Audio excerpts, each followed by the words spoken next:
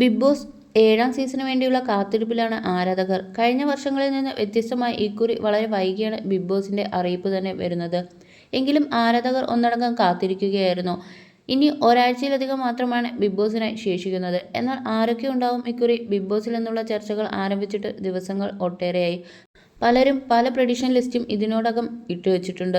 നമുക്ക് അറിയാവുന്ന സെലിബ്രിറ്റികളിൽ നടീനടന്മാർ, social media ഫെയിമുകൾ, അവതാരകർ, മറ്റ് കലാരംഗത്തു നിന്നുള്ള ആളുകൾ എന്നിങ്ങനെ ഒട്ടേറെ പേർ ഉണ്ടെങ്കിൽ എന്നാൽ കൃത്യമായി ആരൊക്കെ ഇക്കുറി ബിഗ് ബോസ് വീട്ടിൽ ഉണ്ടാവുമെന്നുള്ള ധാരണ ആയിട്ടില്ല. അതിനായി ബിഗ് ബോസ് 7ാം സീസൺ ആരംഭിക്കുന്ന ദിനമായ ഓഗസ്റ്റ് 3 വരെ കാത്തിരിക്കേണ്ടി വരുമെന്ന് ഏറെക്കുറെ ഉറപ്പായി കഴിഞ്ഞു. ഇത്തവണയും ചെന്നൈ തന്നെയാണ് ബിഗ് ബോസ് 7ാം സീസണിന് വേദിയാവുന്നത് എന്ന പ്രത്യേകതയുമുണ്ട്. അവിടെ അതിനായുള്ള അന്തിമ ഒരുക്കത്തിലാണ് അണിയറ പ്രവർത്തകർ എന്ന് ലഭ്യമായ വിവരം.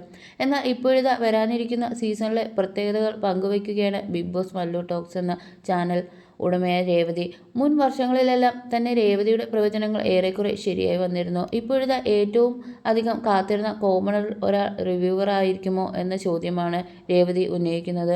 കൂടുതൽ പ്രോമോകൾ ഇനി വരാനുണ്ടെന്നും അവർ പറയുന്നു. രേവതിയുടെ വാക്കുകൾ ഇങ്ങനെ: ബിഗ് ബോസ് മലയാളം 7ാം സീസൺ തുടങ്ങാൻ ഇനി ദിവസങ്ങൾ മാത്രമേ ബാക്കിയുള്ളൂ.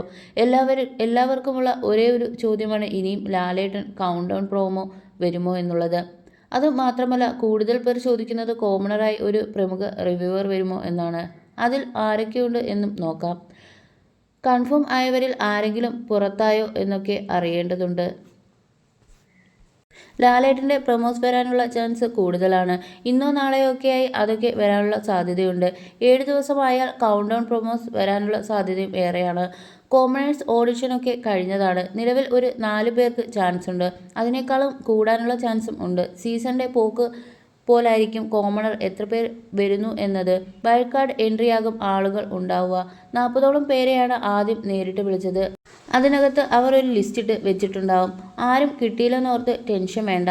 ഇങ്ങനെയുള്ള ഒരു ക്യാരക്ടർ അവിടെ വേണമെന്ന് അവർക്ക് തോന്നിയാൽ വൈൽഡ് കാർഡ് എൻട്രി കിട്ടും. നന്ദനയൊക്കെ അങ്ങനെയാണ് വന്നത്. കൺഫേം ലിസ്റ്റിൽ നിന്ന് ആളുകൾ ചിലരൊക്കെ മാറിയിട്ടുണ്ട്. മെയിൻ കോമണർ ഇക്കുറി ഉണ്ടായേക്കാം. റിവ്യൂവർ ഉണ്ടാവാനുള്ള ചാൻസും ഇക്കുറി ഉണ്ട്.